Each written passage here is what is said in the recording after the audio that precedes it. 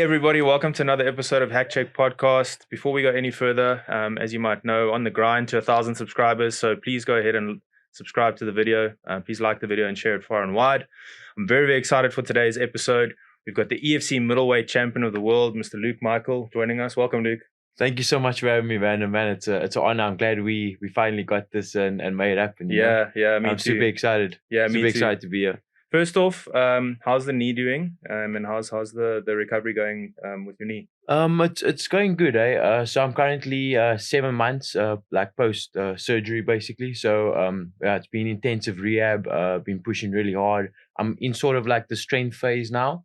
So like working to get like full range of motion, full strength back, and then the next phase will be like the sport specific, where I can return to sport, start rolling, start boxing, start wrestling, So I'm excited for that part. It's been tough, but everything happens for a reason, and I'm here now and I'm stronger because of it. 100%. Tell me exactly, so what exactly happened to the knee, and how did it happen?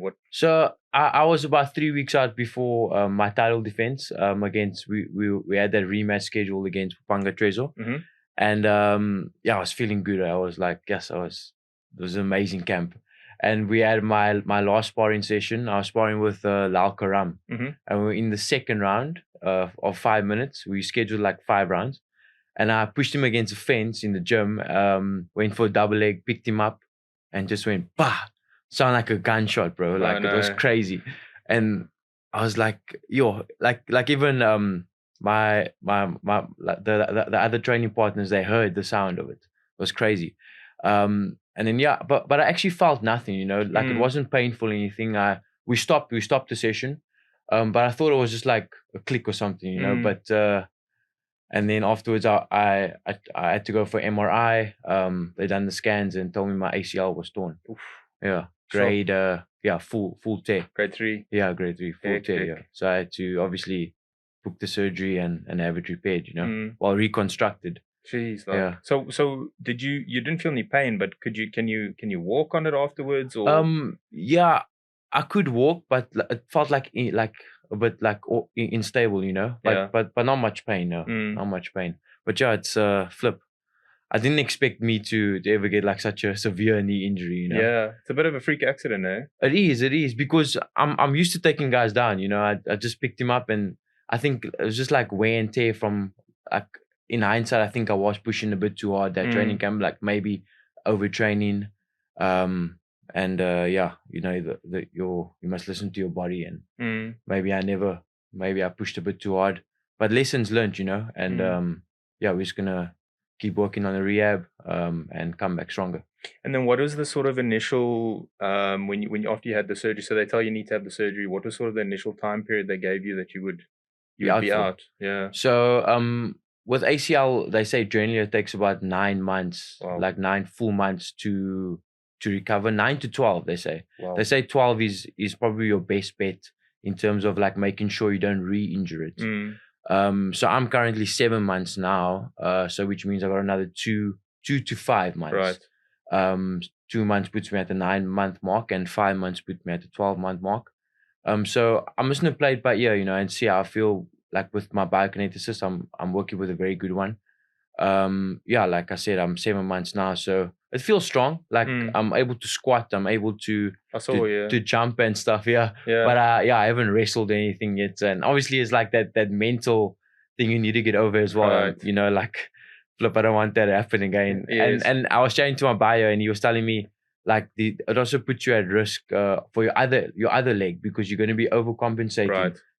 Subconsciously you're going to be overcompensating on this leg, so you got to sort of so we're actually working on this leg too, like just sort of like making sure it's super strong, with prehab stuff, and like bulletproof in this leg, because obviously like you're going to overcompensate, but we put in the necessary work, and I'm getting the results. I'm getting the results. I'm feeling good and feeling better every week.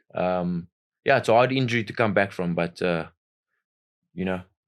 do it. Gotta defend my goals. Man. Yeah, actually, I will get to the belt in a second. Yeah. Actually, and thank you for bringing it. No, it's a pleasure, man. I think cool. This thing is sick, actually. Just I just want to ask you though. So when are you? So next, are you gonna reassess it in 2 months, and then do another scan, or what is the process? So the process is we're gonna do like assessments in the next 2 months, like at the Sports Science Institute in Cape Town. Actually, my bio is gonna take me over there. We're gonna do a few tests, like agility tests, and see where we're at, before we work towards returning to sports. And then from then we can decide on the date, on return. I did communicate that with EFC as well. Like obviously my next fight is booked already. But yeah, obviously I'm not gonna rush, I want to make sure I'm 200% ready. Of course. Want to protect this, it's a serious injury. I don't want it to like affect me long term, so I want to make sure I'm all sorted, and then yeah, defend my belt. Yeah, defend the belt, man. Yeah. You got it. You're fighting JP next. Kruger, yeah, JP Kruger. What's your thoughts on the fight and on JP? Yeah, it's a tough fight. He's a big name. He's an all-round guy, as opposed to like previous opponents. I think he's one of the best, like the better guys I will have to fight. But I believe I'm better. I believe I'm better everywhere. I believe I'm much younger as well, which that does play a role. But so yeah, I'm going to prepare accordingly, and it's going to be a tough fight. I prepare for a tough fight, but I want that. I want to defend my belt, especially after the way the title win went. I want to go out there and really make a statement, and solidify my spot. Because obviously I was supposed to rematch that guy, then I got injured. And then like I never had that chance to, because I wasn't happy with my performance. Right. But I never got that chance to sort of put an exclamation mark on the win. I know I got the win, but I wanted to put an exclamation mark on it, as you said. And I think the opportunity to fight JP Kruger, I think he's only lost to Soulja Boy and Yannick Bahati. So he's only lost to the top guys. Right.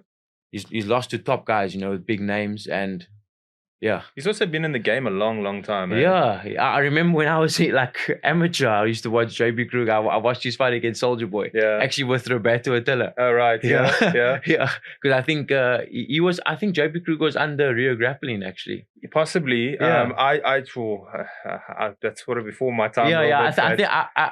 I know he was, because I watched the fight with Roberto when he fought Soulja Boy. Oh, right. Okay. Yeah. And Roberto still got so angry because Soulja Boy he got the rear naked choke without even having hooks in. Is it? Yeah, sure. Because Roberto tuned him. I remember watching that fight, and it just goes back to what you said now about him being in the game for a long time. He's been in the game for a long time. Obviously, age. He's getting up there in age, but he still looked good. Like, did you watch his last very fight? Good. I did. Yes. Yeah. He's pretty good. Like he's very little trouble in that last fight. It's ironic because guys say he comes from a striking background, but most of his wins he's been beating guys on the ground. So like I said, he's a good all round fighter. So I'm keen for the challenge. Put the grind on him. Put the pressure. Yeah, when you're ready back in training, and just it's going to be nice. He's going to have full focus towards that fight. Yes. Especially now, like I have so much time, but I also know who I'm fighting. So I can put a face to it, a name to it. So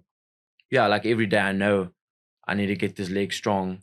I need to get back to full MMA train and defend my belt. So it's motivating. It's a fight that does excite me, and to be honest, like the Bupanga fight, I accepted the rematch straight away, but it wasn't a fight that excites me. I knew that he's like, I just had to do one thing and I'll win. Whereas JP, I can't just rely on like one aspect of the game. I have to be like more prepared, more all round in my approach. So I'm excited. I'm excited for the challenge. But I'm gonna walk away victorious for sure. 100%. I'm sure it makes you also more motivated, more determined. Yeah. In any event, because that the level of competition as well is there's no holes in this game. Yeah. You rise to the occasion. Exactly. You rise to the occasion, and I'm excited. You're right. There aren't many holes in his game. Because he's a good fighter. Can't deny that. He has experience as well. But I believe I'm better, so I'm excited for the challenge. Oh, awesome, man! Thinkable, coming for you. Oh yeah. And so in the Trestle fight, so for the title, what exactly happened in the the timeout situation and everything from your like perspective? What happened? Because I couldn't hear the referee say anything, and then Yes. he was very clear afterwards when he did the timeout. He said, "No, it's for strikes to the back of the head, Yeah. point deduction, and everything." But you couldn't hear it up until he said that. Yes. So like, was he calling like before he called the timeout? Was he calling and saying stop hitting the back of the head, or can you remember what he was saying? I'm so happy you asked this question, man, because yes, 100% he was like. I remember I put myself in that position. You know, my takedowns were terrible. I never set it up. But at the end of the day, like on my back, I was still sort of moving, you know. I was trying to get my underhook, and he was landing shots to the back of my head. And Fadi was shouting like, "Trezor, stop hitting behind the head, stop hitting behind the head." So when Fadi stopped that fight, I swear I knew that the fight's not over. I knew that he's stopping him for illegal strikes. But then obviously he used the wrong hand signal, which was so unfortunate. But then, like in the interim of them restarting the fight, I knew they're going to restart the fight. I spoke to my coach, and I knew I have to go again and sort of be better, basically, like set up my takedown better.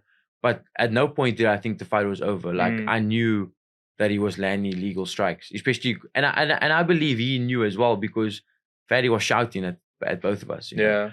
And you can hear that obviously when you're there. Yeah, you know, we can't because there's so much crowd noise. No, and there's only like 3 of you in the cage, you know, like me, him, and the ref. And I know for a fact he heard. And like when the referee called timeout, he raised his hands, but I believe deep down he knew that it wasn't over. You know, and obviously all those people jumped over. It was a crazy night, man. Yeah. We couldn't see anything that happened afterwards, you know, because I just heard the commentators saying people are fighting outside and there's like scuffles and chairs at us. Really? I saw some bottles go in the ring. Yeah, they threw chairs from the outside, bro. Was it his fans or his fans threw me? They threw Brian with a chair. Brian, really? Yeah, threw him with a chair because he came in the cage as well. It was chaos, bro. But yeah, when they reset the fight, you know, I even like it was like a war, you know, because he ended up on top again, and then he was actually landing legal strikes. Yes. And then Fadi was warning me, Luke, you have to defend yourself. And then I was like, okay. Then I got the underhook, and then I done that sweep. I ended up on top.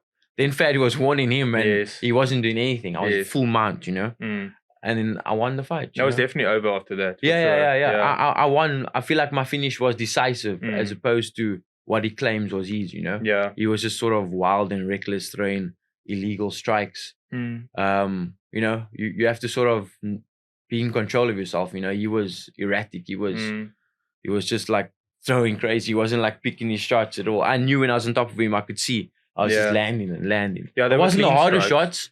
Because my arms I was sort of in the corner of the fence. I couldn't really like use leverage. I had to just like I knew if I'd keep hitting, the refs would stop the fight. Yes. And I knew my positioning was too good for him. So. And he wasn't really trying to do anything to get out from that position. No, he wasn't. Looked like he just accepted the position. Yeah, he couldn't like back or anything. Yeah. Like I had his hips tight and. Yeah. So it was decisive like that. Yeah, that was decisive. Yeah, the finish was decisive. I would like to have gotten there better. Like for example, my fight before him against Dino, I felt like that fight showed what like my true capabilities. You know, I mean, he's not a walkover either. But I set up my takedown properly, and that was key. But I think, you know, in hindsight now, talking about it, the fight with Trezor, like, it was a lot of pressure, you know, like fighting for the belt again. Second time, I knew I had to go out there and win, and then I feel like it got to me a bit. But we learn and grow from it, you know. And I'm gonna come back better, and that's the past now. Yeah, I've moved on from it completely. Obviously, this is the fight I've been fighting the last 7 months. But yeah, I'm you know. All these experiences, it makes us who we are, for sure, in life and in the sport like this. But what? Just one more thing on the Trezor fight. What was the backstory? Where you guys were teammates, right? Yeah. So where were you guys? Where were you teammates? We actually used to be friends. Yeah. Oh, we were teammates at FFM. Oh, right. Okay. Yeah. Yeah. That was I was there from 2017 until 20. like mid 2019. Okay. Like 2.5 years. Yeah. Yeah. Yeah, we were friends. Yeah. It's crazy. And training partners before and everything. So Training partners. I was training partners with Dino as well. Oh, really? Yeah, so I fought 2 of them. Is it tougher because you guys obviously it's nice for you to know their game a little bit, but they know your game a little bit as well. Yeah, so yeah. How do you adjust to that? Yeah, it's tough, you know. In terms of like my game, like they obviously knew no Luke's in a shoot, you know. And I always say that's fine because like just actually Rico was one who told me that like just because they know it's coming doesn't mean they're gonna stop it. Exactly. You know? So I knew like in the Dino fight he was saying oh no, Luke's in the shoot and he's gonna eat elbows and leather, whatever. I think that's a comment he made. And I was like, doesn't matter, I'm still gonna take you down. With Trezor, my 2 first takedowns were crap, but the third time I still took him down. Yeah. You know, even though they knew it's coming. So yeah, in terms of like them knowing me, I just kept working my strengths, obviously working my weaknesses as well, but always fighting to my strengths. But he fought the same as if I expected, you know. He was like erratic, you know, he's like just trying to like knock you out cold, not setting anything up. So yeah, I expected that from him. And I played to it. And the same with Dino as well. I knew he's the one to keep it standing. I just had to time my takedown and get the fight to the ground, you know. So you just go and prep and play your game and prep your game all the same. Yeah. Whether they know what's coming possibly or whether they know a little bit about your game, doesn't matter to you. You just carry on and 100%. Yeah, focus on yourself. Yes, exactly. Focus on myself and just implement my strengths. You know, like I always train to my weaknesses. I always train my weaknesses, but in the fight, I'm always gonna fight to my strengths. You know, make sure I set up my takedowns nicely, get on top and smash. Yeah. Now tell me, so you mentioned Rico now, did you start with Rico? Is that where yes, because you and I were talking a little bit off camera because I train with Rico now, and I think, geez, bro, like 12 years ago, whatever it was, I think you were about 16 or so. I remember going there and then everybody, I just checked like this, in the adults class, like young kid, you weren't small, but you were like young, he was obviously younger. It was like, that's Luke. He's only 16. He's going to be an MMA pro one day. Like, that's all you always hear. I would always hear back in the day. Really, eh? Yeah, really. I didn't even know, like, we spoke off camera that you were there 12 years ago. Yeah. A couple of times only, but I don't know. That glass dome place in Paro, yes. Flip, yes, that was where it all started. Eh? Yeah, no, I started with him, I remember, it was 2011, November. Started with him. I done like some jiu-jitsu before, but it was like, you know, that 10th planet? Yes. It wasn't the best, you know. And so when I started with Rico, I was like, I want to do MMA. He's like, Luke, listen, if you want to do MMA, you need to like be on top of you. Because I was constantly like pulling guard and playing that rubber guard crap. Yeah. So he like taught me, he flipped the game. Like he taught me how to like wrestle and be more like on top, you know, which obviously relates better to MMA. So no, he like, all credit to Rico, like he gave me my base for this for the sport, you know, and I'm forever grateful to him. And that's where the journey started, you know. He's a machine, and I learned a lot there. I learned a lot. Back then, dude, like I always say this, like if people had the opportunities they have now to go to like UFC, Brave, wherever overseas. Yeah. If he was fighting in this era, he would be, in my opinion, he'd be at least top 10 in UFC. Even now, 100%. Even now, Yes, like he's years ahead of. He was years ahead of the competition back then. You know, you could see it in his performances. He was years ahead. So obviously, the way guys are performing now is the way he performed already back then. So you're correct in your saying that if he was still active now, he would smash guys. Like, guys like yo. There was no one in South Africa that could really come close to him at that time. He never lost in South Africa. Yeah. I mean, what a guy to start your journey with and learn your skills from, you know. Especially in those days, you know, because like it was hard to find people in gyms, eh? Yeah, it was. It's a blessing actually. But also like we trained hard back then, like in that Paro gym, you know, and obviously like as life progressed, things change, you know. Things change. And then I think he's mainly focused on business now and the gym, which is good. It's doing well. Yeah. But there was quite a few of us back then. Me and Gideon, Trotsky. And what was the environment like, dude? Because I remember there was Gideon, Hermie was starting as well. Yeah, Hermie. I remember I think my first session ever at Rico was I grappled Hermie. Yeah. What was he back then, like a blue belt or something? Yeah, he was there. I think he was blue belt. Yeah. Okay. Or we grappled Nogi. Yeah. in that gym upstairs in Paro. Yes. And then I met Gideon back then as well. No, it was a vibe, eh? Like we trained very hard. I'm sure they will agree as well. There was Nathan Fredericks. Nathan, yeah. He started something in Stellenbosch. Yeah, he's living in Chile now. He lives in Chile, yeah. He also got his black belt. Yeah, he got his black belt too, yeah. And there was another guy called Ivor Peterson. He was very good on the amateur scene. Yes. He had a good few wins there. Yeah. So it was a good group of people, you know. And we trained hard, and that sort of gave me my foundation for MMA. So I'm grateful for that, you know, and how many fights did you have with them? Did you have your 2 amateur fights, and then you had a couple of pro fights under? Yeah, I had. So I started like when I started with him, I competed a lot in like grappling comps.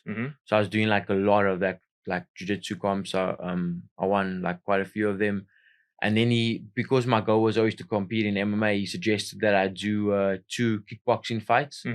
So I fought 2 kickboxing fights, like just to get that confidence, like compete, you know, and get hit in the face and stuff. And after that, we went to MMA. So I had 7 amateur fights with Rico, all wins. And then my first 2 pro fights with him as well. First 3, sorry. Yeah. First 3 or 4? Sorry, first 4 actually. First 4, yeah. First 4, yeah. Yeah, first 4 with him. So in total, amateur and professional, 11 fights. 11 fights. Yeah. How old were you when you did your first fight? Debut. Yeah. EFC or amateur? No, just amateur, and then 17. 17, really? Yeah. Jeez, dude. 17. So what, like basically a year after you started, because you started at about 16. 16, yeah. 2011, I was 16, and in 2012, I was. That's hectic, eh? Yeah. After a year. Yeah. Oh, dude, how do you feel for that? Like, how you know? For the first amateur fight? Yeah. I was nervous, bro. I won't lie. Imagine. Yes, I remember that fight, flip. It was at a gym called Takedown MMA. Yeah. They were in Deep River, I think. Yeah. And we went there. So I never had much MMA experience, you know. Like I had some jiu-jitsu, and obviously I was still in the process of like trying to learn more about wrestling and stand up and stuff. So I was nervous, man. Flip. I remember in that fight, like I took the guy down. He reversed me, and he had me in an armbar, and it was like tight. And Rico actually said after the fight, "Luke, I thought you were gonna tap." And I got out. I don't even know I got out. I got out and I armbarred him. Yeah, really? Yeah. Wow. So I got him in the same submission. But what a journey, man. And the best is yet to come. So I'm excited, you know. Obviously, this injury, like it's crazy because I'm so, like we're speaking now, I'm so used to training like the last 12 years, 16, I'm 28 now. So I'm so used to training like every day, twice a day. So it's been tough, like not being able to grapple, you know. Last time I trained was when I got the injury. Wow. November last year. So it's solid 7 months without any solid training. 7 months. What's it like, dude? What have you been doing, you know? Because the thing is, like, with you and with everybody's got an identity, right? Yeah. And obviously your identity is MMA and training. It is. And that's all I've known, yeah. Exactly. So now you've got to go. Is it tough to now switch that off? Especially because you're forced to do it. It's not out of your own choosing to switch it off. You know, what's it like? It's super tough, man, because I love training, you know. I love competing. Like maybe I even love training more than competing. Yeah. Competing is nerve-wracking, you know. Yeah. I mean, I love winning, you know. Like winning's the best, but and that's why I like training, because I like to train in order to win. It's been tough, like because I've had to shift my mindset completely from like fight training to like just rehab and strength and conditioning training. So I just do as much as I can, you know, in terms of my actual like body, you know, looking after it. So obviously I can still work my upper body, and I have to make sure this is good. So I'm trying to fill my days with that, you know. But yeah, in terms of not doing fight training, it's tough. It's been tough. But there's a light at the end of the tunnel because I know I'm almost there, and I know the work I put in now is only it's gonna benefit me when I return to the mats and stuff, you know, because I'm gonna be like physically strong. Like I'm not just focusing on rehab. We're focusing on like making my legs super strong, you know, stronger than before. Yeah, stronger than before. I believe I'm actually almost there. Like I'm stronger than was before pre-injury. So all the work will pay off because I don't feel like, obviously I'll be a bit rusty in the beginning, but it'll still be there, you know, like the skill and the muscle memory of grappling and stuff. Trust me, it's always going to be there. It'll take me a few weeks and I'll get back, you know. and obviously I can work towards starting my next training camp for title defense. Yeah, it's I've had to shift my mindset a lot from not doing like anything, from for 12 years doing like MMA every single day to now not doing it at all. It's like flip. But I found like joy in that as well. Like I like pushing myself, been pushing my conditioning on the assault bike and doing like sprints on there, and just doing what I can. Just adding to your skill set, Yeah, and just adding to your preparation. Exactly. Trying a different angle. Yeah, exactly. Not making excuses, like hammering a different aspect of training. Because there's so much I can still do. I'm not going to sit there and be like, oh, I can't do MMA. I'm not going to do anything. No ways. I'm going to take advantage of the time, actually. Because when I'm back in full train, I'm not going to be able to actually have this time again. Exactly. Where I can just focus on my body. So, yeah, all things happen for a reason, eh? So look, you don't lose the skill so much. Nah. I mean, that's never there. It's either just like you got to get your coordination back a little bit, or your cardio back a little bit. Yes, and obviously I'm upskilling now. So I need to obviously do that as well, like sort of like, if I'm honest, like obviously I'm not drilling, I'm not like sparring, so obviously gonna fall behind a bit. So it's a case of like making sure I'm physically ready so I can sort of catch up quickly. Because I have that base, I have a base of years of training. Exactly. So I'll be able to pick up new things, and like obviously the sport's always evolving. So I'll be able to pick that up quickly if I'm physically strong and ready, So yeah, you're not gonna have. That's where my mind's at. You're not gonna have like if let's say you here now, you were here but you want to get here, that gap from where you say are to where you were, if there is a big gap or if there is a gap at all, you'll close that a lot quicker because of things like muscle memory, and because like you say your base is there. Yes. And I'm working on like my strength.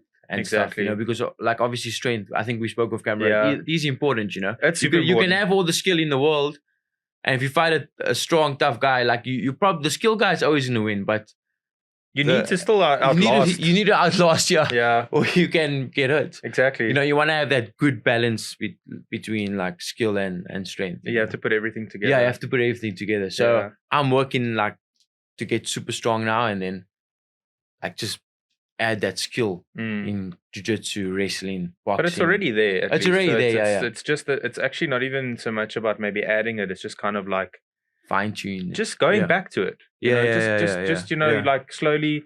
Yeah. You obviously have a setback from the injury, but you already were there before it. So then just getting it back to where it was. Yeah, like my last camp for that defense, for a rematch, I feel like I improved a lot. Like I felt my grappling was very good. Like everything felt really good, so it's really unfortunate I didn't get to showcase it, but I was watching you with we were talking about Michael, who's like a high level jiu-jitsu guy, and I was watching you and him that day that you and I actually rolled we almost fell through the fence. We fell through the fence. We did fall through the fence. I didn't even know. We did. We did. Luckily, guys, it was, thank goodness we were okay.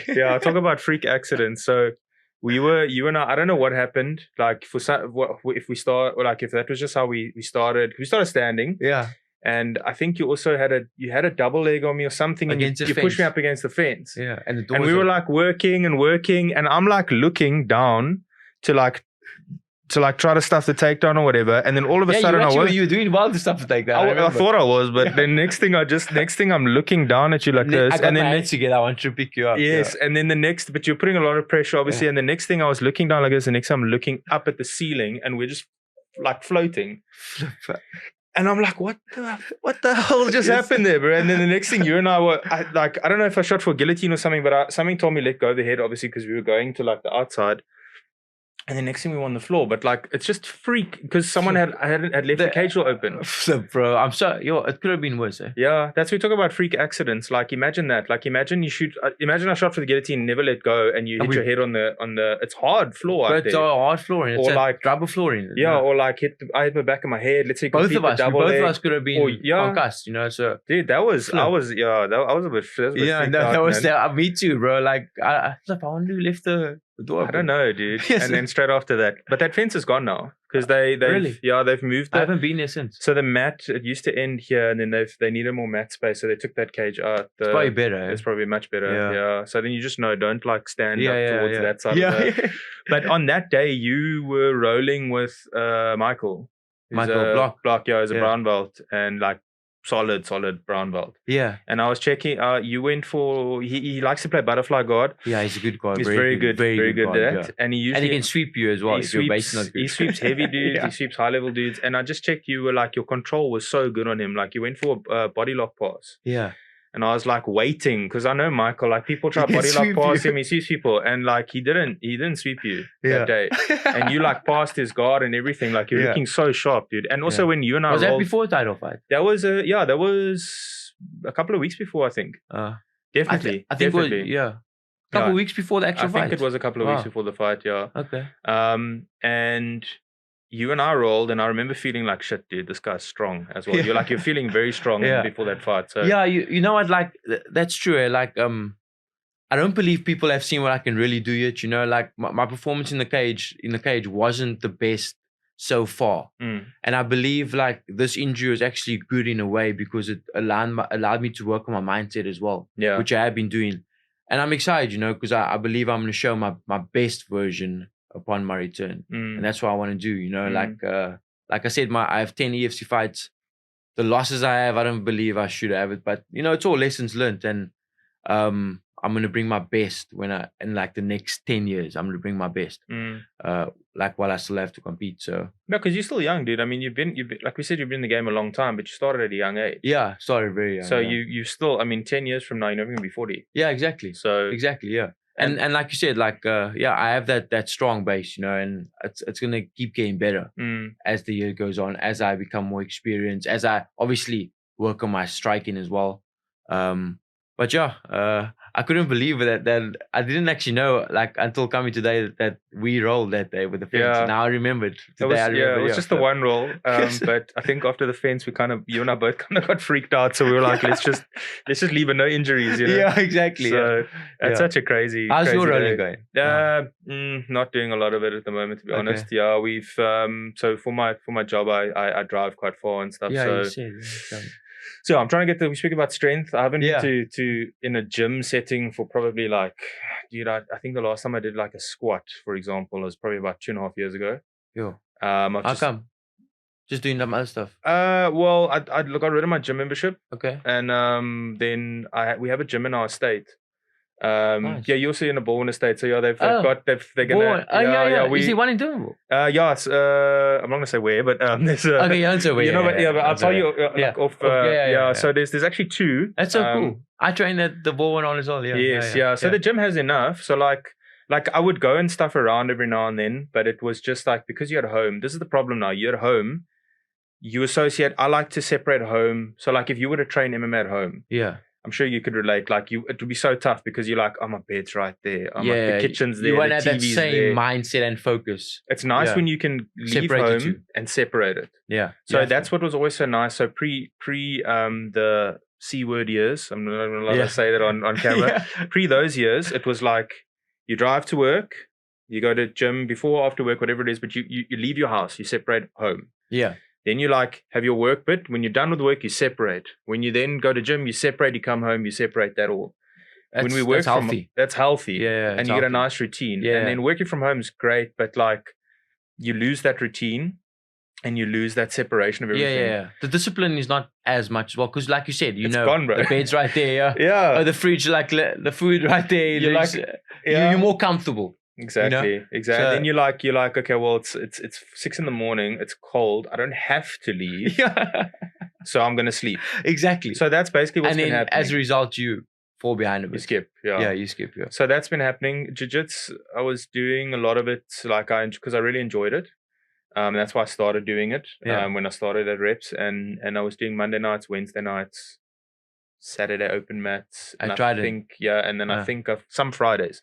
So it was nice. It was like 4 days a week. Friday, It was 4 days a week. And then now with this new schedule, like I got to shift to mornings.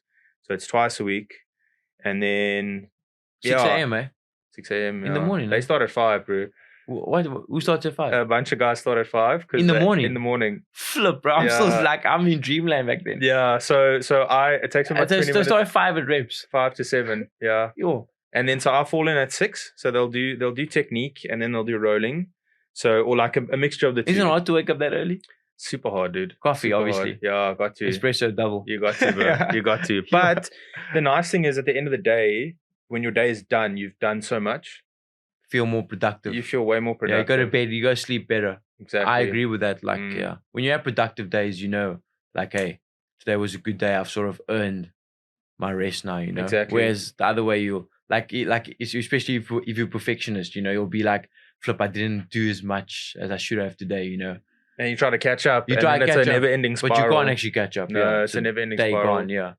Yeah, but wow, that's discipline, bro, to get on the mat so early. It's only been a week, bro. So you know what I mean? So let's see.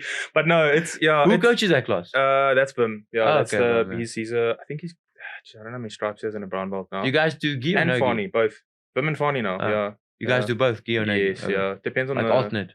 Depends on the weather, yeah. If it's like super cold, you know, now winter we do more gi. Yeah. Summer, it's like that place gets so hot and the sun's up. And how many, like, what's the people on the, how many people on the mat? I think they had about 16 or 20 the last one. People are disciplined, eh? Yeah, super disciplined. It's your schedule, you know, like if you, like I can't do that evening class now because I got to be awake so early. So then like if I'm getting home at 9 o'clock, yeah, you know, it's 7:30 start is way too late. It's way too late for now. So even though, I mean, I like Admi's classes, dude. That guy's so smart, bro. Like yeah, the way and he's been in the game a long time. Long time. He's been in the game a long time. Yeah. So he has that experience, you know. Yeah, no, is he going to compete again? I hope so. I don't know why. He was going to do sub kings, and then he got injured. MMA. No, I don't think so. Oh no. He beat that one guy. He did EFC. the one fight. Yeah. I don't know. I'm trying to get in. Like, not that I have that pool with him, but I'm trying to like get him. I keep asking him like, "Are you gonna do?" No. Well, yeah, on the show for sure. Yeah. We're actually talking about it, but trying to get him to compete again because he was gonna do sub kings. Yeah, he should. He was gonna do submission kings, and then he got injured. So I'm trying to hopefully sub kings people. If you're seeing, please add me again. Like when these sub kings. They've got all over the place. So they've got qualifying events. Actually, I think I got one today. And then they've got that main event show where they do like the quintets and they actually have a belt as well. Wow. So, and then it's like they call it winner takes all. Oh, okay. So then it's like an 8-man bracket. And then the winner of that, I think, gets 10 grand and the belt. Not bad. So it's pretty cool. Yeah. I would like to compete in that as well. Are EFC guys allowed to? Well, dude, yeah, Dricus was there. There's a bunch of fighters actually. I would like to, yeah. Yeah, well, reach out to them. I mean, yeah, like maybe before I fight JP, just to like. JP did it actually. So really? JP's done a bunch, yeah. He won. Yeah. So JP did the 8-man. He lost in the final of the middleweight one to Gelson from BFA. I think it went to overtime. Oh. So literally in the last 10 seconds, he got a heel hook on Gelson. And Gelson was like... You got a heel look on Jason? He got a heel look on Gelson. And then the timer went. And then they went to... It's the EBI overtime rules. Then they did back takes. The back takes. Yeah, and then I think Gelson... I stand corrected. Gelson got out and JP submitted JP in the back, I think. Something like that. I don't really... I'm not a fan of that back take rule. No, yeah. And you? I don't know. It depends. I mean... For that overtime, like, it doesn't make... To me, like, it doesn't make sense because what if you dominating the guy for like on points? You know, that's what happens. How does that make sense? Like that means you're the better grappler. Yeah. Like from my experience, for being in this game a long time, like if you smash in a guy with position, like you mounting him and I've seen some submission kings or not just submission kings, like tournaments with that rules. I've seen some guys like dominate and then goes to overtime. They put you on the back just because the guy escapes quicker. And people know that, and that's the thing is that to me that doesn't make sense, bro. Like if we're rolling and you are way better than I am, right? I'm just gonna play it. I just survive. Yeah, you know, I agree with you there.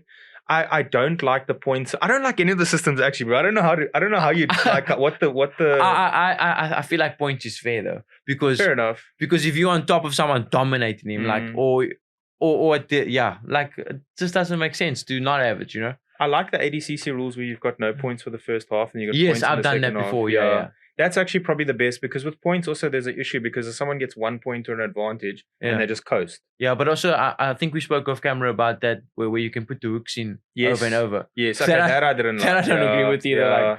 Like that's crap, you're readjusting your position. No ways, bro. That's almost like I've actually heard that there were competitions back in the day where people would do knee on belly one side, so with the right leg, and then hop over to the other side and do knee on belly and get points. Yes. I don't know how true that is though. And then I've seen that, yeah. Is it really? I've seen that, yeah, 100%. Yeah, people do it, yeah, just to get their points, yeah. But no, I feel like the old school way is good, you know. Like I feel like the old school way is good because it makes sense. Yeah, because like you said now as well, like if you know the guy's good, you'll probably just coast and know, you're gonna go to overtime, like if it's no points, you know. Meanwhile, he's smashing you, so I don't know, it's a tough one. But I guess everyone has different opinions on that. So yeah, some people like it, I guess. There's no real sort of right way, you know. Yeah, there's no real right even way. in MMA, the best way is to always look for the finish. That's the thing, and that's what I think they're trying to push with the overtime rules. It's like you don't have to worry about points; you just go for it. Yeah, because on the other hand, you do get those guys who will just sort of lay and pray. Exactly. In points. You know? So take that away from them. They're forced to attack submissions. Take that away, it makes the match more exciting. Exactly. So yeah, there is value to that as well. And also I can't watch those 40-minute long Gordon Ryan 40-minute with Felipe Pena. I remember there was a tournament back in the day. I don't know if you remember Gas. Yeah. Everyone's got a story, bro. I think what's the longest match they had there? Juan Ortiz spoke about Juan Ortiz, a 49-minute match he had. Hermes got a 40-minute match. What's your longest match? I remember it was against a Brazilian. I think his name was Cloba Santana. He was coaching at Dragon Power like back in the day. Rico was still in my corner. You'll remember the match, and he was like the black belt like coach, and we just went, and we just went and went. And I think he submitted me after like 20 minutes. Wow. Yeah, and I was like a kid back then. I was like 16, but I remember he was going for arm triangles, and Rico showed me this one escape where you grab your leg like this. So you can't arm triangle. Yeah. And he was just attacking that the whole time. And I think I can't remember, but I think he got me eventually. But I remember it was long. It was like 20 minutes. But that was at Gas as well. Yeah, and then probably you finish that match and they're like, okay, Luke, next match, here you go. Yeah, exactly. Like, that was a proper tournament. I think they should bring something like that back. Yeah, I think Rico's tried it. He tried it. They brought back Alpha now. This. Do you think he'll bring back Gas? I don't know. Yeah. I mean, maybe. I mean, those are the tournaments back in the day. There was like, I know him and Chris Bright and like people like Dave Levy and people like that were putting a lot of events together. Yeah. I actually spoke to Rico about this, and this is also one of the reasons I started the podcast, because there's like cool stories like this. But Rico was a blue belt, and then he went to this tournament in PE. It was arranged by him, Dave Levy, Chris Bright, and him, I think. And then that's the first time I saw Rico. Was about 2006 or 2008, I can't remember. And Juan Otto was like a lighty as well. He's like such a young, like a kid, but he was good, like really good. And I'd known Chris and Dave from like the PE jiu-jitsu scene. Are you from there? Yeah, that's where I was in school. Yeah. Oh, okay. And anyway, so Rico came down and just won that whole comp. I think he won with all subs, even against one or two Brazilian guys that came down as well. And he was blue belt. It was freaky. I mean, all subs. All subs, I think. Pretty much all subs, yeah. He won gi, no gi, absolute. But anyway, that competition as well was also literally like, it's the first competition I ever did. I think there was still under 6 months division, which I think they should bring back. Like I agree. There's a difference like between, especially with some sandbagging white belts, but white belt and a 6 month. The sandbagging blue belts. Yeah.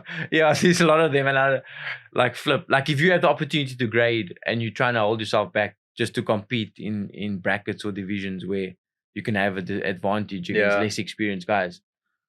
You should be thrown into the deep end, man. Yeah, and then the worst part is then if you end up losing, like to an actual white belt. Yeah, like, and that can happen. That happens. I've seen it happen a lot lately now as well. Yeah, really? Yeah. Has happened in local scene? Some people, a little sandbagging, you see them a couple of years in the white belt division, and then like a true proper white belt comes in and actually beats them.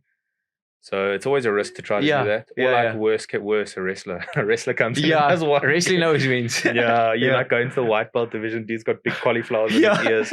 But back then in that competition, I still remember like it was the first comp I ever did as well. So then they would literally have you do a match, and then you're like still on the mat. They're like, no, stay there. The Yeah. next match is coming. Yeah. And you're like, what the hell, man? You Yeah. do your match, and they're like, okay, cool. Wait, no, you stay, you go. You like there was no rest or anything in between. You were talking about like the wrestlers now who don't really grade, but they can grapple. It reminds me of Attila Barna was working in for my last for the title fight.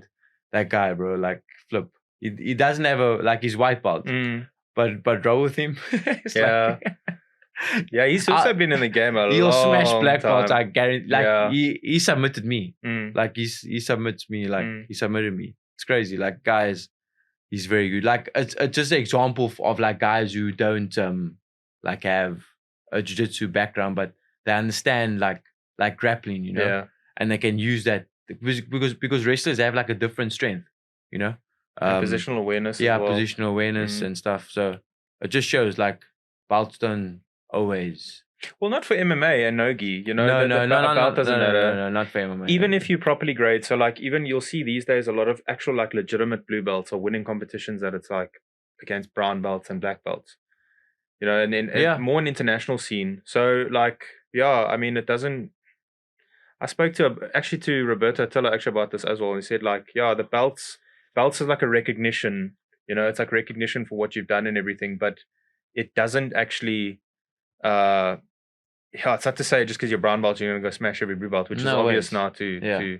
But you know what? Like with the South African scene, like I believe the grading should be a bit more like structured. You know, in my opinion, like I feel like guys are getting belts where they just like they haven't been in the game long enough. In my opinion, you know, I feel like it should be a bit longer. It happens. What do you think? Yeah, it happens. Like not all gyms and all clubs, but there's some of them, you know. I've heard that. Look, I mean, I've only been doing jiu-jitsu about 2 years now, but obviously I get to speak to a lot of people and stuff. But I've heard that as well. Yeah. Some places conversely keep people on a belt too long. Like you get both sides of it. Yes. Yeah. So, but it would be. I think people like Rico, people like Mike at PFA, like, you know, all of the like established gyms are all trying to make it like a very structured. Yes. You know, not to the extent of like you have to do a syllabus. Yeah. Because that can also be a little bit. Yeah. You know, weird, but I think most of the people now are trying to, like, most of the established gyms are trying to sort it out. Yeah. And make sure, and they all talk and they're all friends. So I think if somebody does do something the wrong way, I think they weed it out quite quickly. Yeah. Because at the end of the day, like we want to have that same standard as overseas, right? Like the best guys in the world. And if you go there and you train with guys and you realize like, flip, this guy's a blue belt, but South Africa's blue belt, then that guy's smashing you. Like, you know, you want to make sure that you up to standard, you know. 100%. Dude, I heard a story, speaking about overseas, I heard a story that you trained at Jackson Wink. Yeah, I did. Yeah. How did that 2015. I was actually with Rico back then, and he arranged. We got like a sponsor for the training camp. Nice. Yeah, to Jackson Wing. I went for 6 weeks. Did you go with Rico? No, I went alone. I went alone for 6 weeks. Yeah, I stayed there in the dorms and stuff. Yeah. Just trained. I met John Jones, the goat. Yeah, definite goat. Dude. Yeah. Flip, that guy's a machine. You trained with him? Yeah, I trained with him, bro. Like, what was that like? I actually grappled him and he was like, wow, the South African kid's so good. Really? Yeah, he said that. Yeah, wow. I promise. I got a picture with him. He's a machine. And back then, like, I don't even think he was training that hard.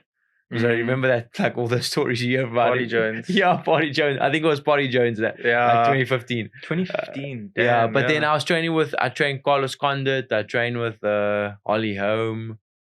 That chick. Remember? Yeah. And then, who else? Diego Sanchez. Yeah. That guy's crazy. Yeah. What, like crazy? It's like mentally. Oh, really? Bro, he had such a weird, what was that coach of his that was doing who was that stuff? Guy? I don't know. Josh something like that. Josh Fabian or something. Yeah, something like that. Nah, but flip, like, I think the sport makes some people crazy. Hey, bro, you don't know, like with the head injuries, maybe, you know, it's a legit thing. You gotta look after yourself, eh? Yeah. Gotta keep those hands up and make sure you have the skill to compete with guys, or you can't get hurt. Yeah. You know, and I think we've seen that with him as an example, taking too much damage to the head. Yeah, and guys like Chuck Liddell. Yeah. Dude, even Stipe now. Mm. Stipe, the way that Stipe talks. Yeah. So there's like a Stipe, Chuck Liddell, and Nate Diaz. Yeah, they're all like The three of them have Yeah. So I hope that could be bad. But yeah, like I'm excited for what's to come for South African MMA. You know, I think it's growing at a rapid pace now, especially with the South Africans in the UFC. It's great for all of us. You know, it's amazing. Finally, because obviously there were guys who went previously but never like represented that well. But now we have great guys representing us, and I think we sort of like bridging that gap now, obviously. Definitely. And how cool will it be to have a show here, you know? But that's the thing that will like take it over the edge, you know. I think it's possible now. It's with Dricus and stuff. Well, yeah. So He's Cameron, right there. Cameron said that Dana White said it is happening next year, and I saw Graham post something about in South Africa or Africa, UFC. Well, Africa, but I mean, where else are you gonna go? You can't. I mean, where else are you gonna go? Won't they want to go to Nigeria because of the UFC champion? I don't know if they can. I don't know. I don't know Nigeria well enough. Yeah, if me it's, too. You know, is it safe? I don't know. I mean, I really don't know, because you hear stories. Like, I mean, you hear stories about South Africa, and most of them are true, but it's not the whole of South Africa. You know what I mean? No, it's not. It's in isolated places. This is like Cape Town, for example. Exactly. So now, is Nigeria the same thing? Everything you hear about them, is it the same? No. Yes. I don't know. Yeah. I don't know. Yeah. So also, really say next year, eh? Yeah. Confirmed. Well, Dana White has said it. I mean, they haven't set a date. They haven't set a location and everything. I mean, they probably want to see. I mean, obviously they want to have Dricus and Cameron there. I mean, that's obviously obvious. Yeah. And then what they usually like to do is they like to fill it with South African fighters. So yes, that would be amazing. That would be amazing. Or EFC champions, I'm sure. Well, that's the thing. I mean, if you're EFC champion, you'll most definitely be first in line. You know, I don't know. But if you think about like what they've done, it's respect like to those guys for opening the doors for us. 100%. Yeah. Like especially Dricus, who's on the verge of a title shot. Like, but is this the belt that he had? Like, yeah, is this is this? I know, obviously he held a middleweight belt, but I don't think it's the actual belt. Okay, no. do they bring a new belt when you? I'm not sure. It could be. I don't think it's the actual belt. No. Okay. You'll probably know. Okay. But yeah, I'm excited for that fight, man. Like Robert Whittaker. Eh? What do you think in that fight, dude? You know what? Like everyone writes Dricus off. To be honest. Well, everyone outside of South Africa. Yeah. Don't know him. Yeah, but I think even in South Africa too. Is it? Yeah, I think a few guys did too. Like when he fought Till and Brunson, I thought they thought he would lose, you know. But yeah, it's the guy's tough, eh? And he makes it ugly. And I think he's gonna make it ugly for Whittaker too. Like Whittaker's a good, he has speed, but he throws like that single shots, you know, and he has like that in and out movement. But Dricus is gonna push forward, you know, with that pressure, that crazy pressure what he has in pace, and I think it could do something to him. Eh? It's gonna be tough though, because Whittaker's not a walkover either. Like he has that distance control, and he can pick you apart. And I think his wrestling is also very good. Like his takedowns were. I watched some of his takedowns against Vittori and Gaslam, and that was like clean, eh? But Dricus is strong, eh? Like I've trained with him once. I've grappled him once, but it was like years ago. But I've trained with guys who train with him, like Lal Karam, who I trained for my last camp. He was like, Dricus is super strong. I've heard, yeah. So and strength, like we said, strength matters. Like people can say what they want, like strength matters. You know, if he gets a hold of Whittaker, or keeps him against the fence, or takes him down, gets on top. Whittaker's defense is good though. His takedown defense is very good. But I feel like Dricus has that momentum as well now, you know. Like yes, Whittaker has only lost to Izzy in the last few years, but I don't know. It is a tough one to call, but obviously I'm back in Dricus, you know. Yeah, we have to. Yeah, I'm obviously back in Dricus, and I think regardless of this fight, like what he's done already for himself, obviously, and for South African MMA, it's massive. Look, the thing is, even regardless of this fight against Whittaker, he's already made it. Of course. Look, and the thing is, so you spoke about rising to the occasion. Yeah. And that's what Dricus does every single time. That's the thing, yeah. It doesn't matter how he looked in his previous fight. No. He does what he needs to do. It doesn't matter what you look like, man. Like, it matters your results. Yeah, results. Like, he's all over the place, but he wins. Yeah. You'll be, and that's his style, you know, like you'll be like looking awkward, boom, and you'll knock the guy out. Like exactly. And that's what the problem is, like with his opponents, they think like, oh flip, this guy, and then boom, next thing you're on your back. Like that fight against Trevin Giles where he jumped off the fence. Like that guy he pulls it out to the bag, you know. And it's scary power, dude. Like he has power. And it's not that power where I think he even said it himself. It's not the power where you knock someone out and you go, "Oh wow, did I just do that?" It's like, you know, he knows he's got his power. And he knows how to use it. Oh, he said that, eh? Yeah, really? Yeah, and so with him and Robert Whittaker, it's like I feel he has a better chance of beating Izzy actually than he does of Robert Whittaker, because Izzy. So Izzy's got less tools. Are you saying that Dricus has a better chance of beating Izzy than he does Robert Whittaker? But I think with Robert Whittaker, it's closer than people think. I think it's 50-50. Okay. I think it's obviously going to come down to the finer details of like who's faster to the punch. And you know who scrambles a little bit better, which is what a fight's obviously all about. Of course, but in this instance particularly, because I think they're more closely matched than people give Dricus credit for. They just don't know Dricus yet. But with Robert Whittaker, he's got more tools. But his tools don't hurt you as much as Izzy. Izzy's got less tools.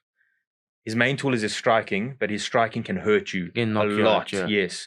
Yeah. Rob can knock you out and he can submit you and he can but he doesn't you. He doesn't push it to finish, you know. So he's got 3, 4, 5 tools that are here in terms of finishing you. Izzy's got 1 or 2 that's like up here. Yeah. So for me, for Dricus, both fights, but in particular with Izzy, if he obviously beats Rob, is take it to the ground, make it a grappling sort of fight and grappling exchange, just tire him out, dominate him on top, like Jan Blachowicz did. Yeah. With Rob, I think similar key to victory. It's just it's gonna be a little bit harder to do it against Rob, in my opinion.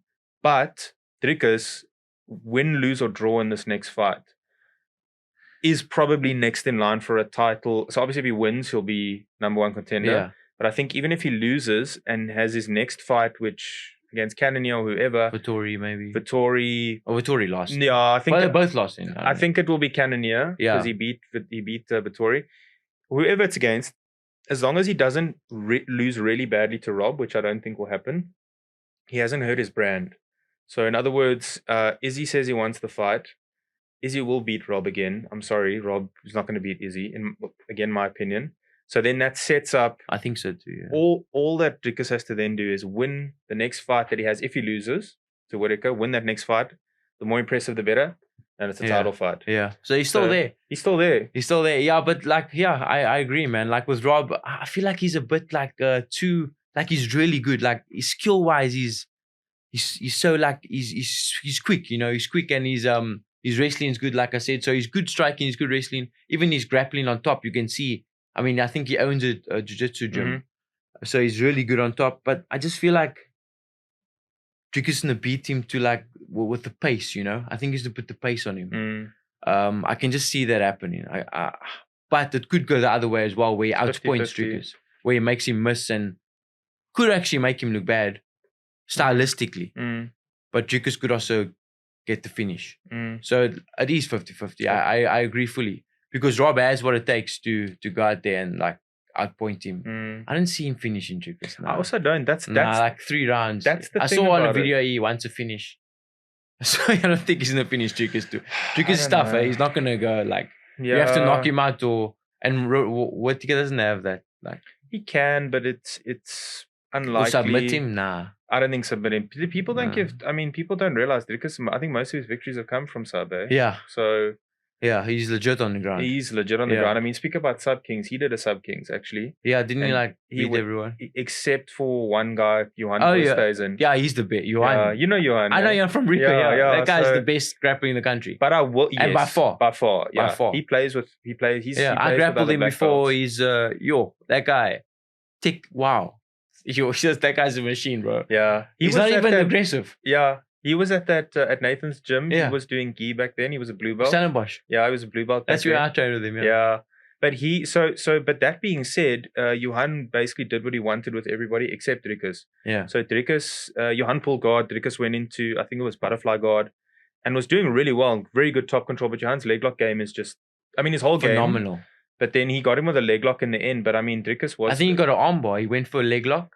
Dricus escaped and then he took the arm. That's how good Johan is. Yeah. Or was it an arm bar? Yeah. Was it an arm bar? Okay, yeah. But if you check. So yeah, but in that up until that point, or he first went for the arm bar, then a leg lock. Sorry. They might have fought more than once, I think. Yeah. But in that, Dricus's top control was crazy up till that point. You know, Johan's just so good at chaining everything together. Eventually, he's going to catch you. And he It's doesn't use inevitable. strength. So he's like so relaxed. So you can feel everything, you know. He's like the true definition of jiu-jitsu. Yeah. Because people can say what they want, like MMA guys and even like general guys who do jiu-jitsu for a while, we always like so aggressive and stuff and like trying to put that pressure on. But that guy is like super calm. He goes with it. He's so calm, bro. Like, yo. So bro, that guy actually, that's also someone I want to get on but he's up in Johannesburg. But bro, that guy did a quintet.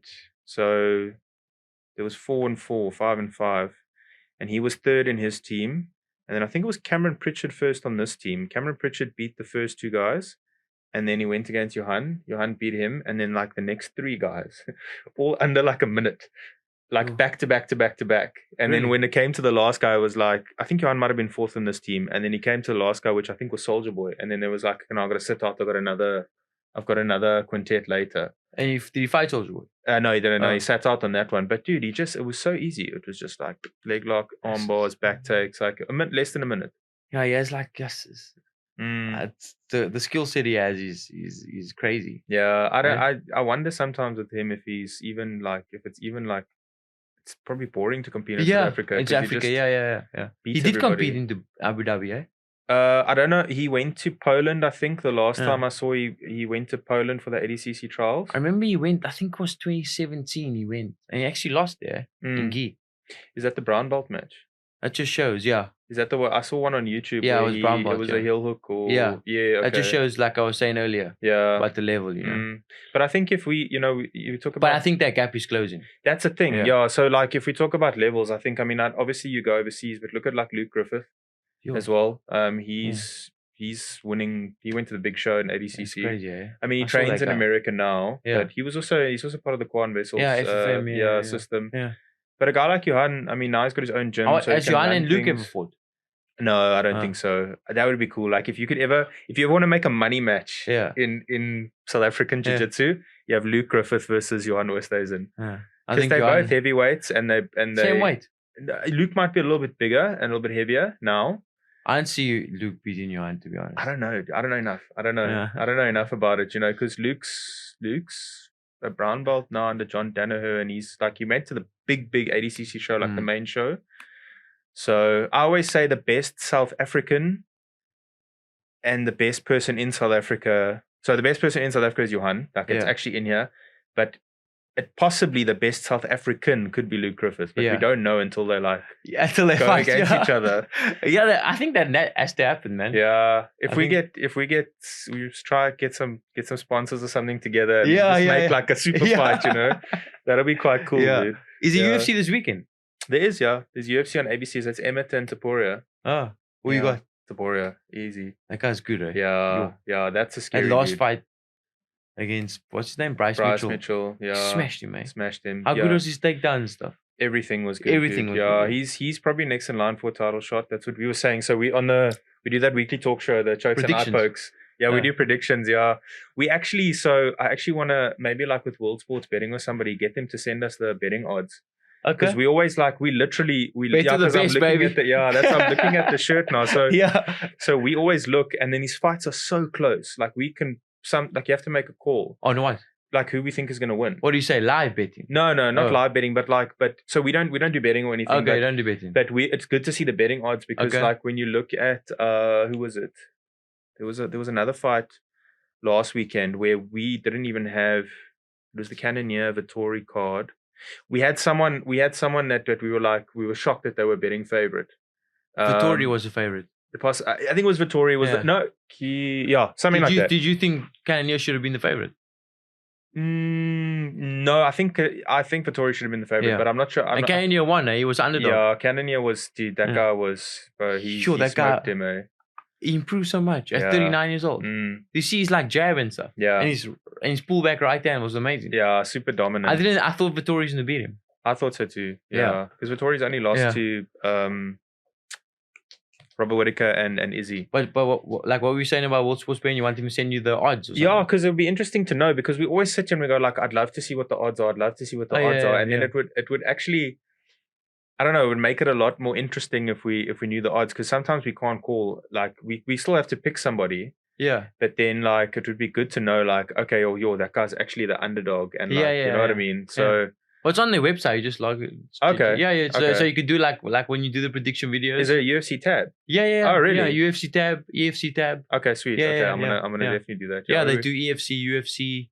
Yeah, it's pretty cool. Nice. We want to get yeah, we're gonna look at that, and then we're Yeah. gonna put that up. It'd be nice to maybe put it up on the screen if somebody wants to bet on the Yeah. fights, you know? Yeah. And now tell me, So you don't bet, eh? Nah, I don't bet. Okay. No, it's too up and down. I don't bet either. Mm. Yeah, I just obviously I'm a ambassador for them, so I promote it. But I don't actually I don't bet with them. Yeah. But like I've bet with other companies before back in the day, but it's not like really a big thing, you know. I just learned with Super Brew that it's so up and down. That's a Super Brew was with it's sports predictions. So you play against your friends, and I just learned that with sports betting, it's so sporadic, and Yeah. it's so like you can think something is such a sure thing, and it's like it just flips the script. Yes, it's crazy, eh? Like especially in MMA. Like I think I was watching the last UFC event, and there was a few guys like because World Sports Betting asked for my like best bets, so just to promote it, and then people can like, and they asked Jukis as well because you're sponsored by them. Yeah. And then like I gave mine through, and normally I get it all right actually. I don't put money down, but I give it to them, and then Yes. and I was like, flip, this guy lost. Like I can't remember who it was, but he was a big favorite, and he lost. So like you just said now, like you'll be so sure that this guy's gonna win, but then he loses, you know, because MMA is such an unpredictable. And I think it was that Luke Hendricks. Yeah. Yeah, he got dropped to the punch and then choked, and I was like, flip. It happened so quick as well. Yeah. Because he was a favorite, and I was like, wow. Like even this past weekend, there was a fight between Armin Petrosian and a guy called Christian Duncan. And Christian Duncan's undefeated. That guy's good. And he was good, and he lost. I thought, he's another one. I thought he's like a lock. I thought it was a sure thing. Yeah. I actually even said on the show, I was like, that's a sure bet. Like, it's the only one I'm sure of. And he lost. But that guy's good, man. Like, Really? didn't he fought Cage Warriors, eh? Yeah. He was a champion, I think he was. So, dude, yeah. But anyway, there's... Did you watch The Brave last night? No. Who won? There was one like Congolese guy who lived in South Africa, Elisa. Yeah. I trained with him before in Joburg. He had his debut in Brave. And? Head kick. He won? Yeah, left head kick. So they were saying headshot dead. Yeah, nice, yeah. Yeah, that guy's actually very good. Like, guys want to check him out. He's proper, yeah. I watched Nicholas Weda. Oh, yeah. I watched that fight too. Yeah, he was unlucky. That guy... He had good scrambles in that fight. That guy's... That guy who he fought, probably going to be Sambo champion. Yeah. But did you see how effortless he took him down, like with a single leg? Like the doubles and body locks Nicholas was defending, but that single leg, like he just grabbed it, and all technique, like it was amazing. But it's exciting now because look at how many people are coming from EFC and now going to all these overseas organizations. Yeah. The doors are opening, you know. Exactly, because before you had UFC and maybe Bellator. We were limited. It was so limited, but also even back then they were not doing as much as they're doing now. I think with the competition of like one championship, PFL, so Don Madge is in PFL, BK's in one. Yeah. When's he fighting again, Don? He got an injury. He was going to fight in the tournament this year, like I think March. And then he injured his hamstring. I don't know the full details. I saw a little bit on his story, and then he injured his hand first, I think. You know, like from all the punching and everything. And then he was like, okay, well, I'm going to wait for the hand to heal. So I'm still going to push, with the cardio and everything. And then I think after that, he injured his hamstring. Oh. And then it was like, now it's too much. Yeah. Like I can't. Yeah. So I'm a huge fan of Don Madge. Like that guy's he's legitimate. I mean, from his EFC days when he beat Costa Ioanu, as a striker, and Costa was like a jiu-jitsu grappler. Yeah, he beat him on the ground. Beat him on the ground. Yeah. That's when I was like a fan of him. Yeah. And then to his UFC days where he was unlucky because he won his 2 fights, and then for whatever reason he never fought again. Yeah. I mean, when I had him on the podcast, he went into detail and stuff, but I think he should have stayed in UFC, man. Yeah, look, because he has what it takes. That's the thing, maybe, but I think he spent like 2 years without a fight, and he wanted to be active. But that guy's Fair never enough. actually been dominated in a fight. Like if you Never, look yeah. back on his career, there's not been one time he's been dominated, and he's like top level as well. So I hope he comes back soon. Yeah. You know, I hope he enters the Yeah. PFL tournament again and wins the PFL is a whole good thing. promotion for people to compete, obviously with Yeah. their prize. Yeah. Yeah. I've heard they also want to do a show potentially in South Africa. They want to do one, I think one wants to do one championship wants to do Africa. Brave has done They've done a Brave's few, done yeah. like 30 Durban, countries. Sun City. Yeah. There's UAE Warriors. I got all the South African. I don't think Brave done people. Cape Town, eh? No. No. I don't. Yeah. Look, I mean, that's a nice thing now. So like, there's eyes on EFC. There's all these promotions you can go to now. You know, whether they come here or whether you go to them. Yeah. So it's a good time to be a fighter here. Yeah, a good time to be a fighter. Yeah. I agree. Yeah. We've got like as opposed to a few years ago, you know. But yeah, it's growing, eh? Flip, it's growing. It's growing. It's amazing. It's amazing. And EFC, like, it is a good like feeder to those bigger promotions. You know, sure. It's a good promotion. You know, I mean, and it's the only one year so far. So and I mean, yeah, just got to work with what we have. You know. No, for sure, for sure. And I'm sure that it's been a good experience. Yeah. Like I mean, like the previous EFC champions are all, like, a lot of them went to the UFC. You know, so. Yeah, you also fought Temba Garimbo as well that went to UFC, right? Yeah. That fight was shit, man. Like, I never trained really. But anyway, he beat me, yeah. Yeah, no, he's doing well, eh? Yeah. So it's him, it's Dricus, it's I think he won his last fight. Yeah, I think he lost his first one. Yeah. He got submitted he actually trained with Johan for that fight, and Johan went up with him. Really? Yeah, Johan went up with him to Las Vegas as a jiu-jitsu coach. Yeah. Really? Yeah. Actually, if you go up, I don't know if you know Hans will talk with but he's got a gym up in Johannesburg. They actually started one. I've seen that, yeah. Yeah. Oh. Yeah. So I watched him his last fight. He done well, eh? It was just on that guy.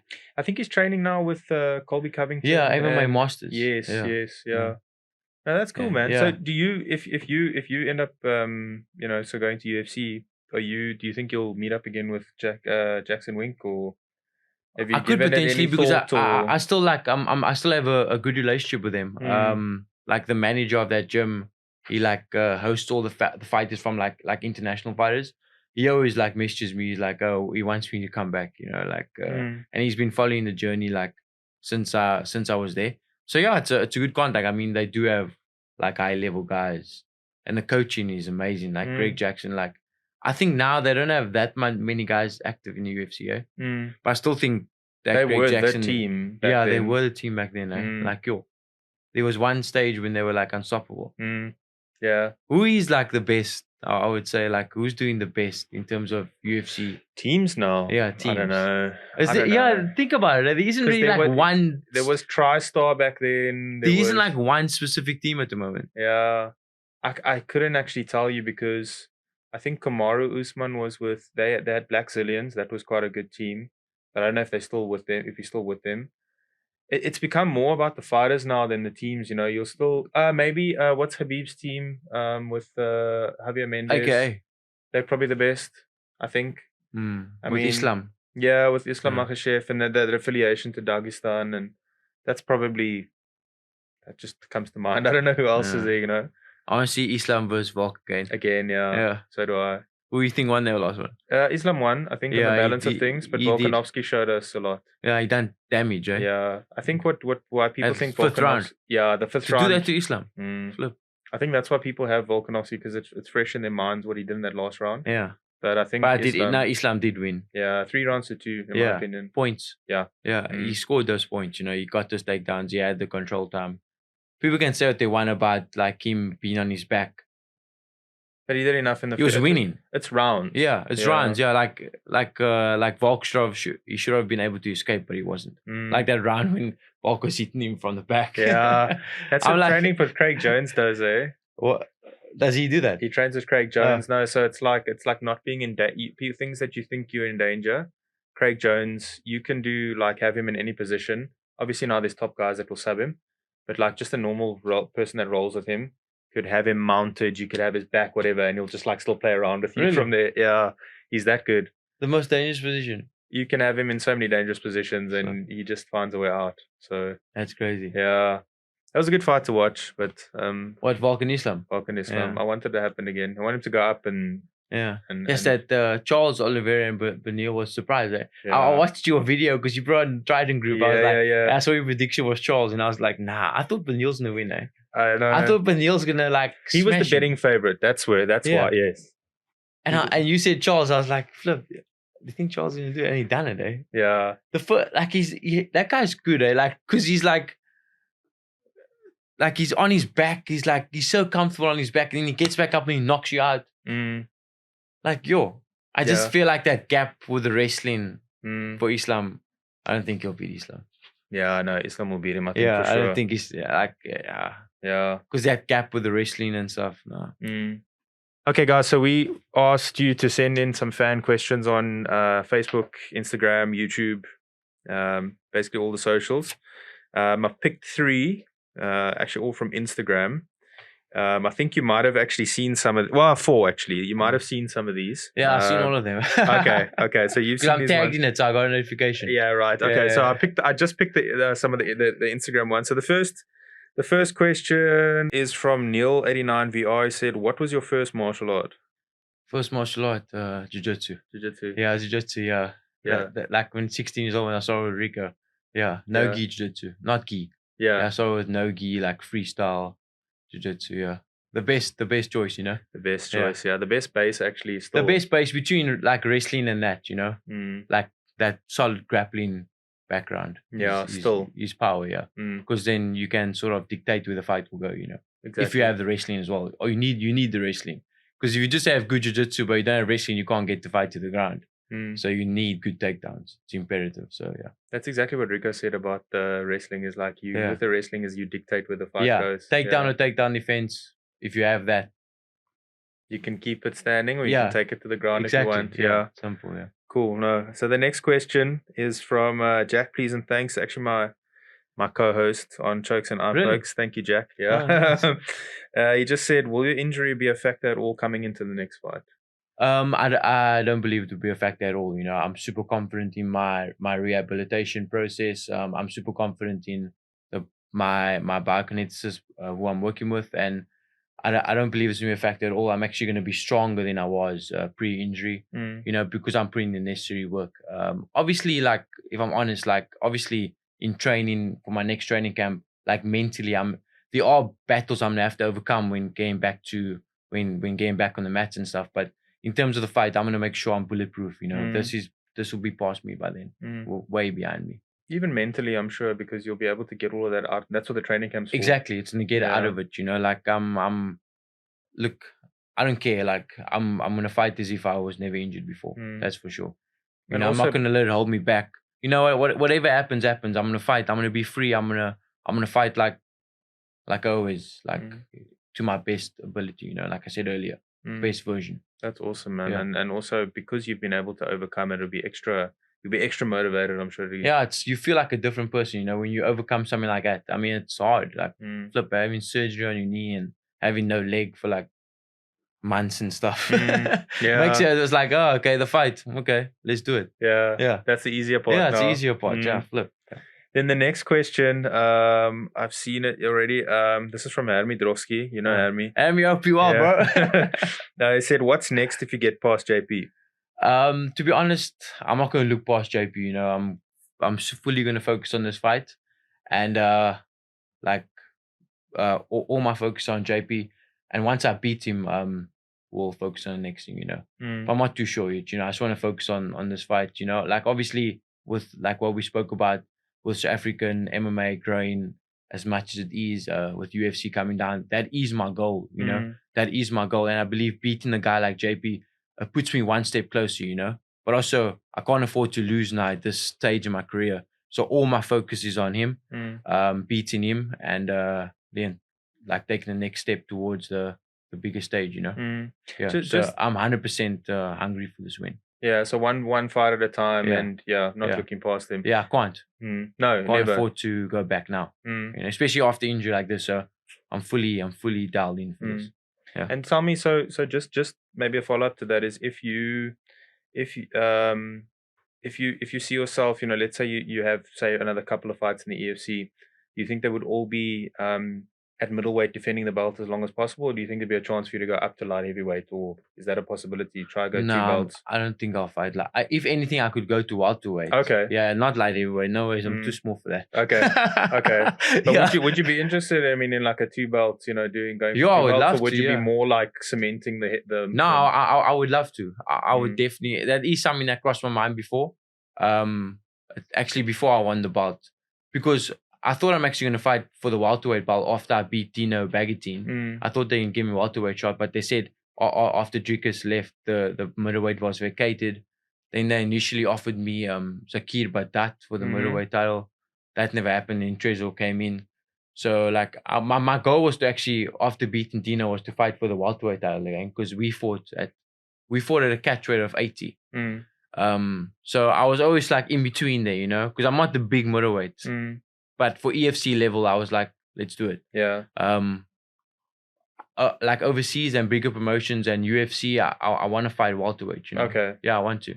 I feel like it suits me better. But for now, like in EFC Middleweight Champion, I'm fine with that. And for the EFC level, like JP, I sized up with him. He's not bigger than me. He's not taller, like slightly taller. He's not bigger than me. So for EFC level, it's all good. But yeah, I'll chase that 2 belts.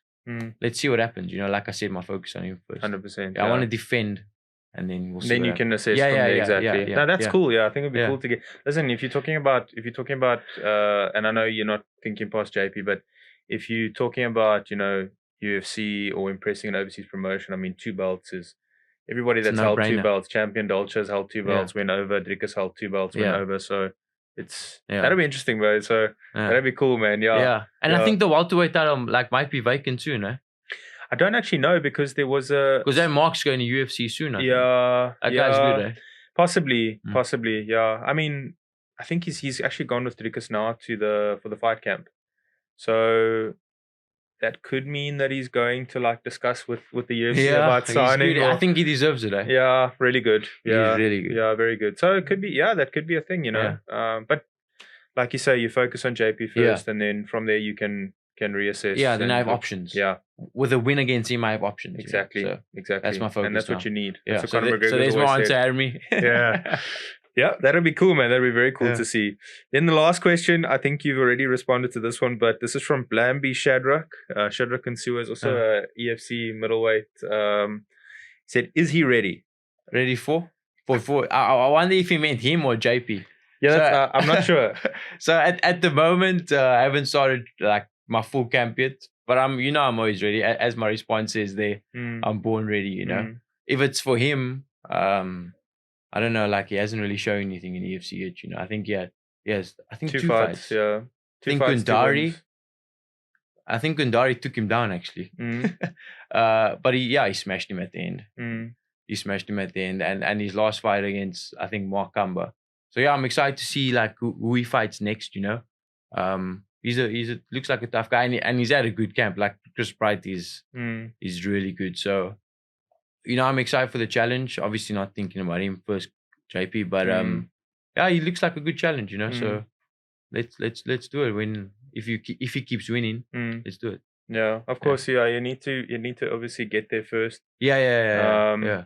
But from what I've seen is he's done well. And I think he competed in some grappling comps as well. He did. Yeah. And like I said, like he's not only going to be a guy who's like physically strong because he has a good coach. Who's gonna like make sure his skill is there as well. So, but yeah, at the end of the day, I know what I've invested in the sport, and I never you can't just walk into it and then think that you can like call the shots. It takes, and like you said earlier, I put in 10 years, but I'm still only 28 years old, so I'm heading into my prime. So I'm not gonna let some guys just like come here and call the shots. Like if they want to take my belt, especially after everything I've been through, nah, bro, it's not gonna happen. Like the only way I'm losing this is when I vacated. That's the only way. Yeah, that's an awesome thing to say, bro. It's awesome. That's the only awesome way to look at it. I swear, like after everything I've been through, they can talk and like, I'm fighting JP now. I'm gonna beat him, and then we'll see what happens. 100%. Cool. I think that just about wraps it up, and I really appreciate it. Thank you for bringing the belt as well. Thank you, man. That was awesome. Yeah, I'm very keen to get one to take a few pictures and stuff. And With pleasure, yeah. yeah, that's awesome, and I'm really looking forward to the rest of the rehab and you coming back stronger. Thank you, man. Appreciate it. And maybe one day again we'll see each other for another role. Yeah, yes, I was just gonna say that. Without the cage, bro. Like and reps maybe. Because I I actually trained there. I never told you. I went there last year, just after I won the belt. I saw Rico. I went to train with Shaul. Yeah. Rico and I are very cool. He said, "You all come here anytime." I grappled Shaul that one day. Like I think it was May last year. Yeah. Oh yeah. Yeah. Yeah. Yeah, for sure, bro. Please pop me a message when you. Yeah, when I'm clear to roll again. Yeah, please. With bro. pleasure. Yeah. Awesome. Yeah, man, it was a good experience for me. It's a different feeling as well. You know, to be honest, like you. Like I say, you felt really, really strong and good control and pressure. So, thank you, man. Thank you. Yeah, it'll be good. It's nice to roll with the big guy as well, you know. Obviously, to fight these middleweights, you know. Yeah. There's another big guy, you know, Fani. It's also nice to roll with him. Perfect, there, so, No. It'll be Two good. of you. Yeah, it'll be good. It'll be good. Nogi, I don't really like Gi. Yeah, I also prefer Nogi. Yeah. Please, I'm not so much on I'm not a Gi guy. Yeah. Especially at heavier weights, so the guys so strong with their grip strength. I'm not a fan of that.